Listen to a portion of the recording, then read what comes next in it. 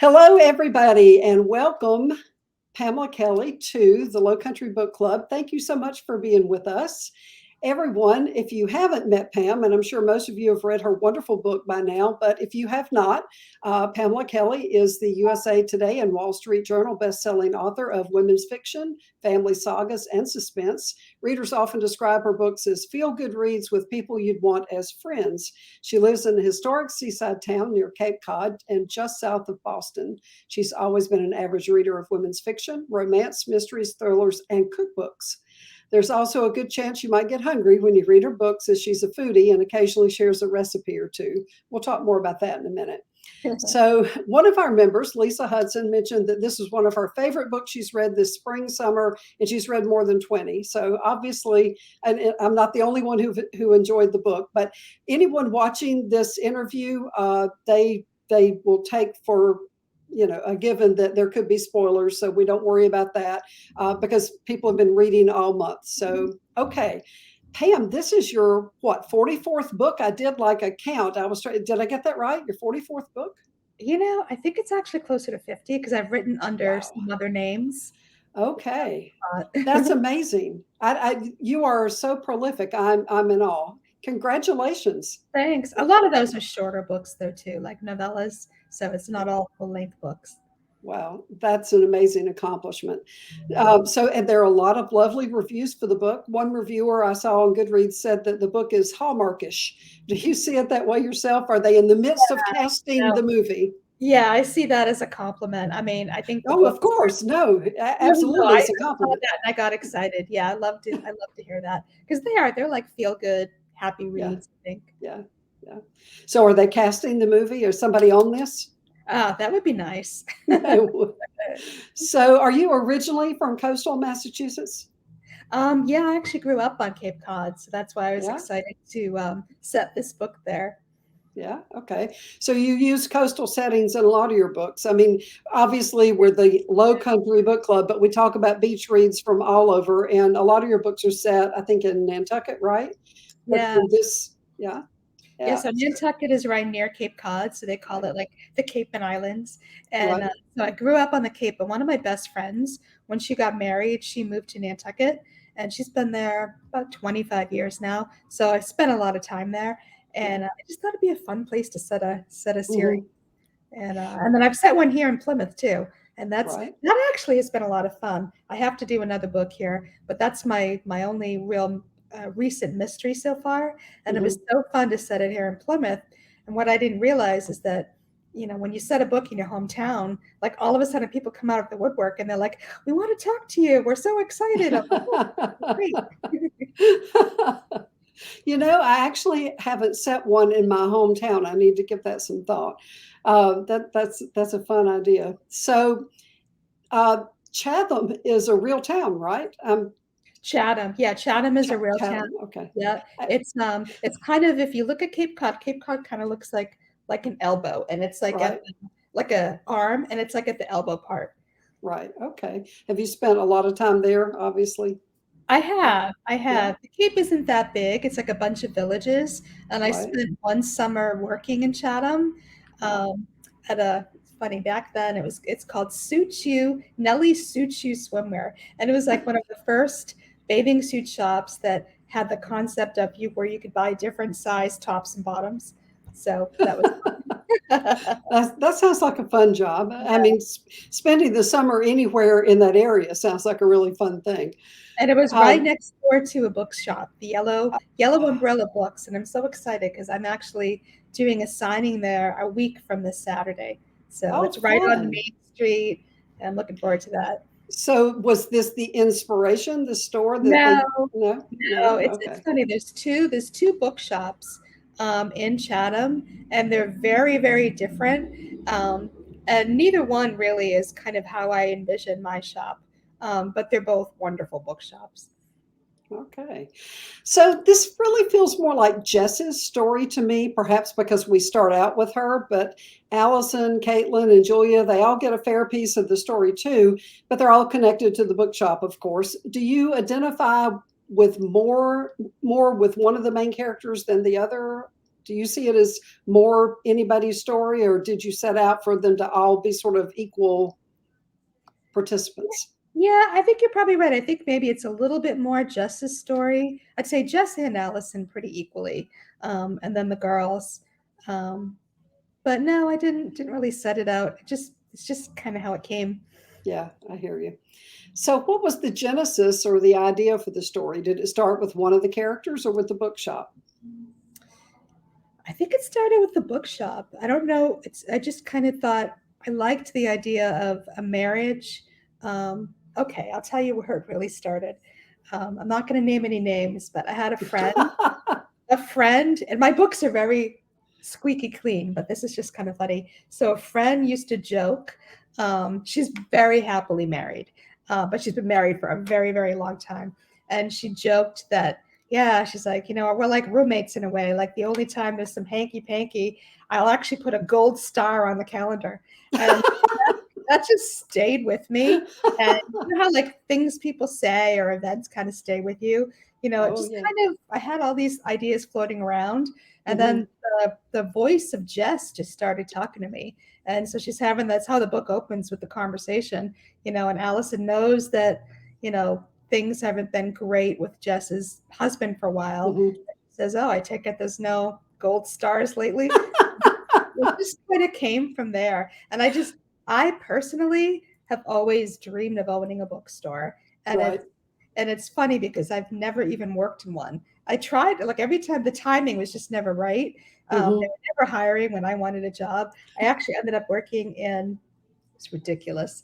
Do you remember the Strawberries record store chains? Yes. It was a huge chain that doesn't exist anymore.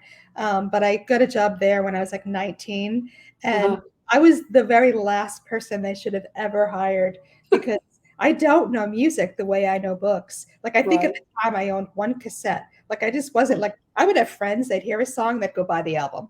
I was never like that. But I'm like that with books. So people would Right. come in and be like, "Oh, can you tell us what so and so's new album is?" I'd be like, "Hold, please." I'd go running get the catalog. Like there's no computers back then. I'd have to look it up. It was ridiculous. But if I worked in a bookshop, I would have like all these. I'd be like saying, "Oh, you have to buy this. What are you looking for?" I just think it would be so fun. I think it would too. I've kind of always had that dream too, just because I love books so much. A bookstore, a library. I've just always wanted to be around books, so I can certainly identify with that. And I don't know if you're this way, but I tend to write my fantasies. So Mhm. some of my characters have beachfront homes because I'd like to have a beachfront home. So maybe Uh, I'll have one of them work in a bookshop. I don't know. We'll see. yeah, definitely, definitely. So, are the restaurants and the other venues in the book, are those real or did you make these up? So in this book, and actually in all the books that I've written, with the exception of Mimi's Place, which is the restaurant in my book, the restaurant. Mhm. If I mention a restaurant, it's always real, and Mhm. I've almost always been there. So like in the bookshop by the bay, all the Mhm. restaurants mentioned are like my favorite restaurants. Like the Impudent Oyster, it's to Right. die for. It's so good. I do the same thing. And, I take research very seriously. I'm certain you do too.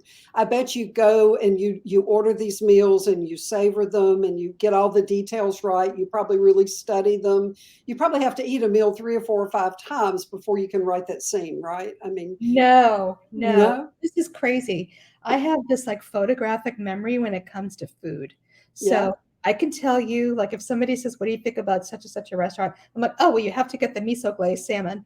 Or if I think about, this other restaurant, "Oh, it's the cashew crusted swordfish. It's the only place that I get swordfish." Like, I might not remember everything I do on a trip, but I will tell you what I ate and if I liked it.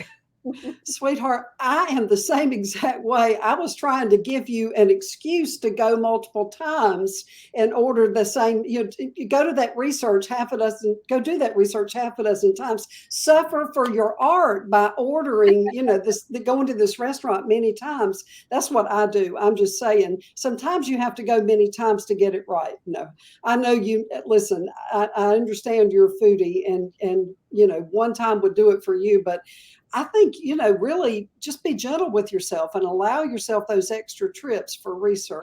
Okay, sounds good. I even give directions by restaurants. I'll say, oh, okay, go down the street, take a left at Mamma Mia's. Well, that's a good way for me to remember directions because I love restaurants too. I'm probably technically a foodie, although I don't really know that I have the credentials. I'm not sure what the credentials are, but I'm not sure I have them. But I love to eat in restaurants, so I that's a think good one, I I think guess. you're a foodie. I've seen the restaurants, the recipes that you put in your newsletter. I'm a little behind on my recipes. I need to get on that. Okay, so the wines. I know that you put the wines in your books too, and some of them that you used in this book are actually my favorites too. So I'm wondering if you use your favorites. In Yeah, fact, yeah. it's funny. I actually had somebody write me one time, and she was like, "Are you being paid to mention bread and butter wine in your book?" I'm like, "No, I just really like it." I'm the same way. I mean, you write what you know, right?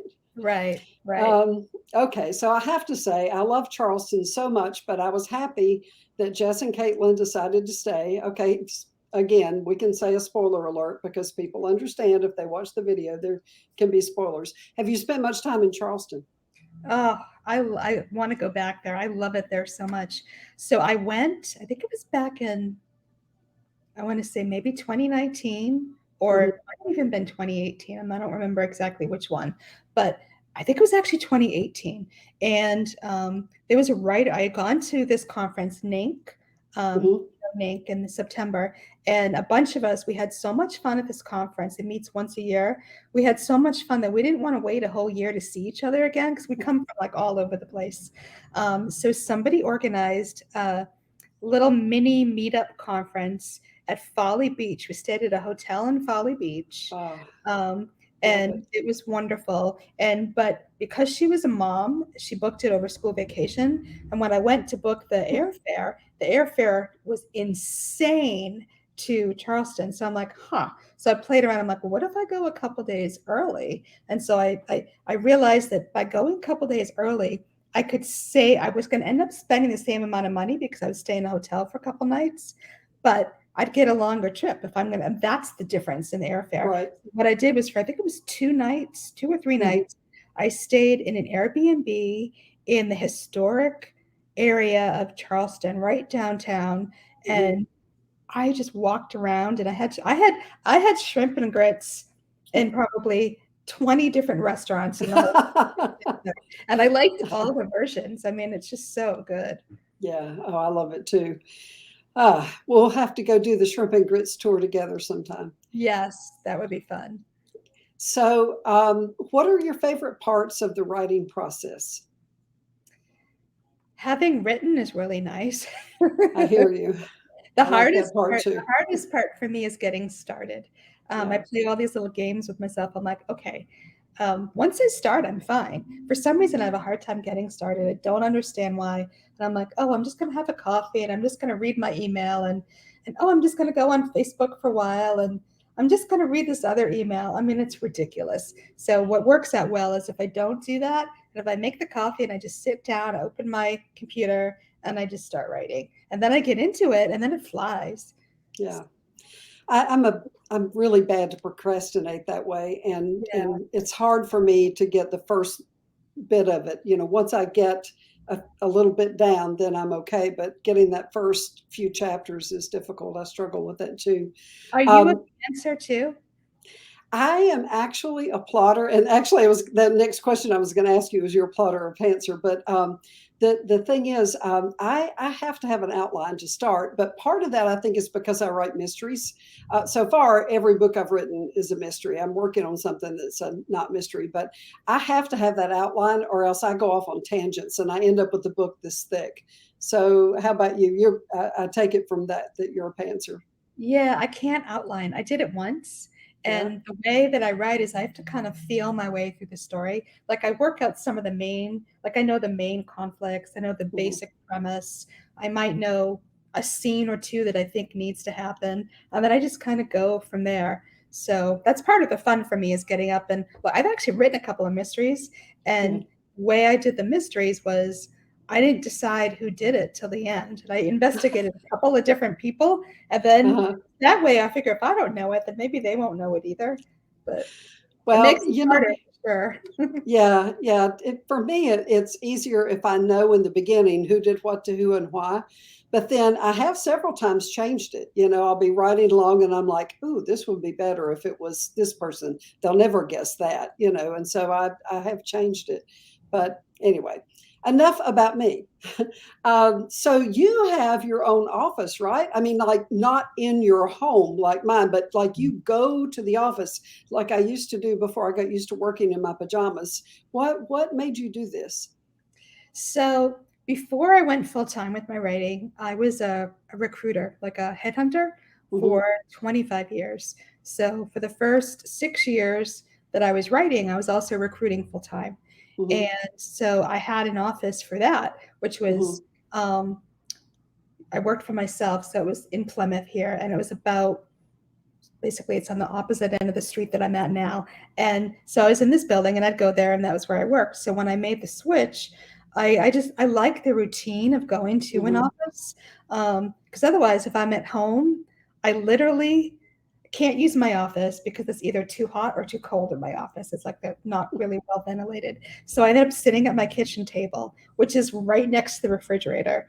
And that just gets me in trouble because I'll be like, just I'll get bored and I'll open the fridge and I'll stare in there as if something new is going to appear. It's either that or I'll be like, the minute I get on the phone and I talk to somebody, my cat gets jealous. I kid you. She could be sound asleep clear across the room, but the minute she hears me talking to somebody and it's not her, it's like boom, boom, boom, boom. She jumps up on my lap, jumps on the table, walks across the laptop. So I get more done in my office for sure. uh, And I like having a place to go. So where my office is, it's right on Main Street and it's right next to my best friend who has mhm, still is in recruiting and she's got a little recruiting business. So, when I need a little bit of sociability, I'll go like bother her. But I like also getting out at lunchtime. I'll walk down the street, get a smoothie, go get a salad, just kind of get out and about and then mhm, come back. And I like it when I'm sitting here, like my desk faces Main Street so I could mhm. see people walking by or driving by. So yeah, I like it.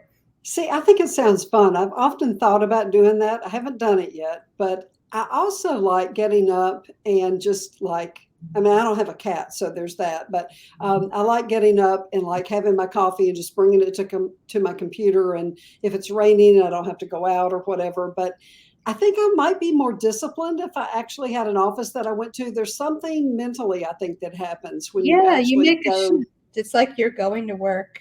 But Right, I will right. tell you, I'm a big baby with weather. If it's pouring rain or if it's snow, I stay home.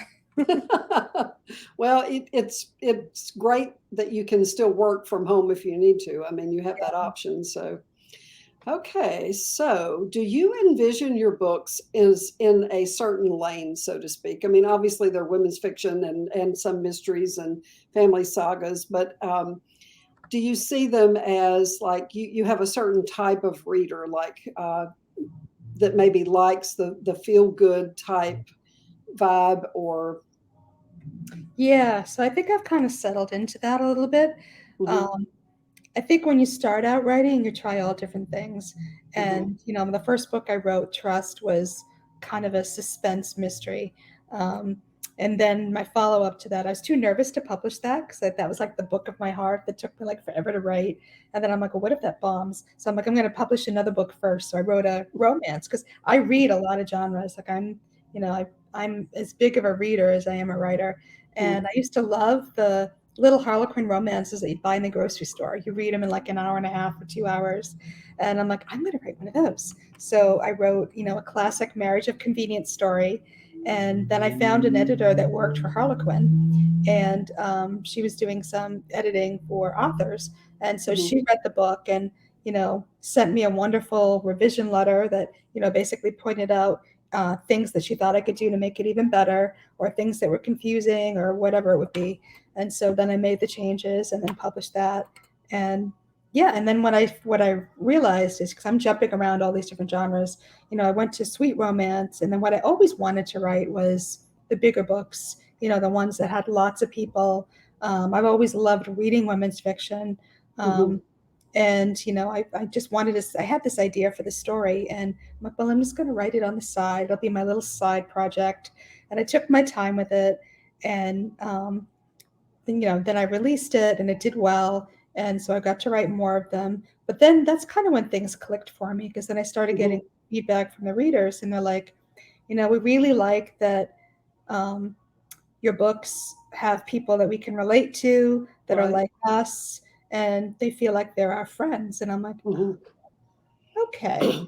So that's what I, realized was, what I was doing. Like, it was funny because this isn't even that long ago. I love Dennis Lehane. He's like Mhm. one of my favorite authors. He writes these really gorgeous prose, really dark mysteries.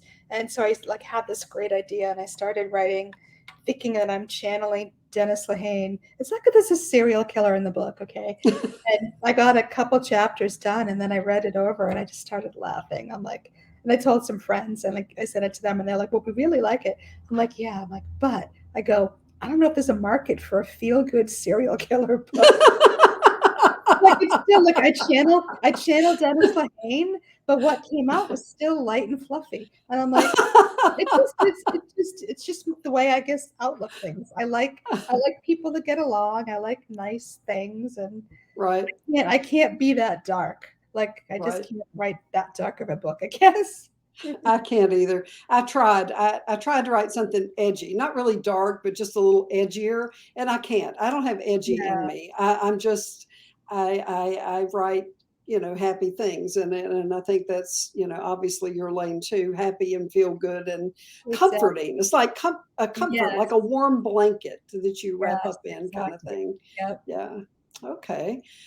Are you planning to write a sequel or perhaps multiple sequels to The Bookshop by the Bay, further explore the relationships of the four main couples, perhaps? Yeah, so no, not exactly. So I've already written the second book. Yeah. Um, and I'm working on the edits for it now. It's not a sequel, but it Hmm. is loosely linked. So it's set in Chatham. Hmm. One of the characters works in the bookshop. So Hmm. Allison makes an appearance. I think Jess, the characters kind of pop in, but they're Hmm. popping in. They're kind of making like a cameo appearance. It's not really, Okay. you get a little bit of an update about them, but it's Hmm. not their story. I see. So are there going to be like more of these or just the one more? Or is this a series now? It's not a series, it's standalone books. And the only reason What? I added in the little bit of link about them is Hmm. because I've had so many people saying, we want more. I'm like, oh, well, Right. it's a standalone, it's set Yeah. up to be standalone. I'm like, well, maybe I can link them a little bit. Right. Right. Um, Right. and then the Okay. one Well, after that is going to be a Christmas book set in uh-huh. China that's not linked. Okay, not linked. Okay. So there'll just be the one linked book and then we're done with this setting, you think, I or don't know. We'll no? see. Yeah, we'll see. Okay. That's All right. another reason. That's another reason why they're standalones and not a Right. series.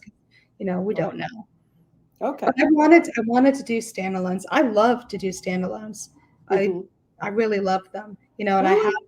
I do. I love standalones. The problem with Huh. standalones is everybody wants me to turn them into a series. I guess that's a good problem. It is because people fall in love with your characters. They want to know more about them, and so that's a good thing, right? I mean, you've done your job. If people are Yeah. invested in your characters and they want more of them, then you've clearly done a good job. So Yeah.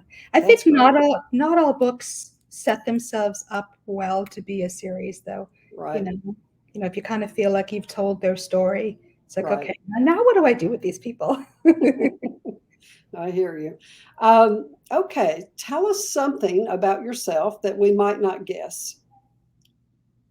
Oh gosh. That you might not guess.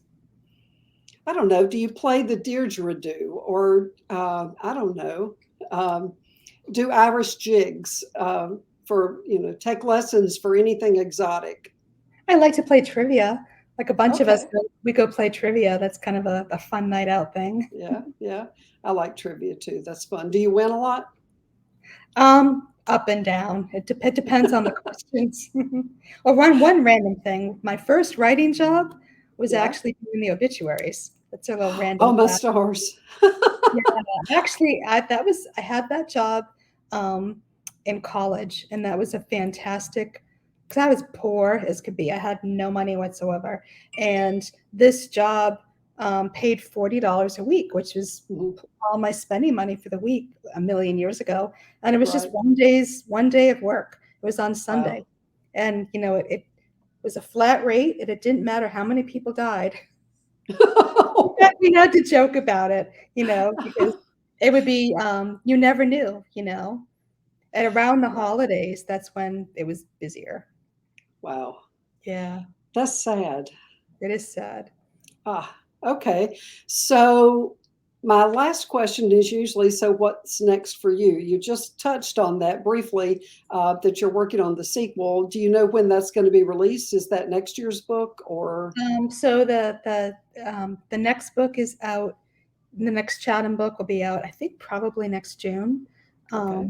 But the next release that I have is going to be hopefully this November, and Uh-huh. that's a standalone, and that one is called The Fifth Avenue Apartment, and that one is set in Manhattan, Wow. and that one is kind of set in the world of luxury real estate, and that's kind of just a big drama, glamour kind of book. So I'm excited about that. Wow, fun. That sounds exciting. That Yeah. sounds very interesting and different, very different from the small town Chatham kind of a vibe. So that's quite a change. Wow. It'll still have the same feel, just a Yeah. setting.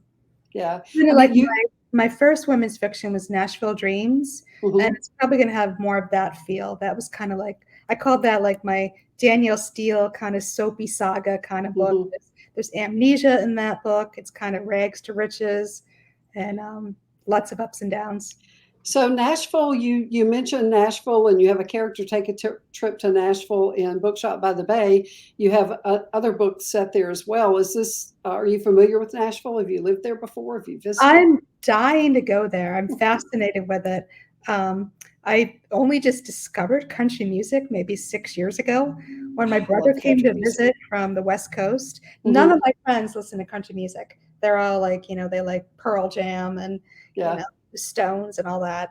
But my brother came and we're just hanging out, and he's like, "Do you mind if we put on the Country Music Awards?" And I'm like, "What?" I'm like, "All right."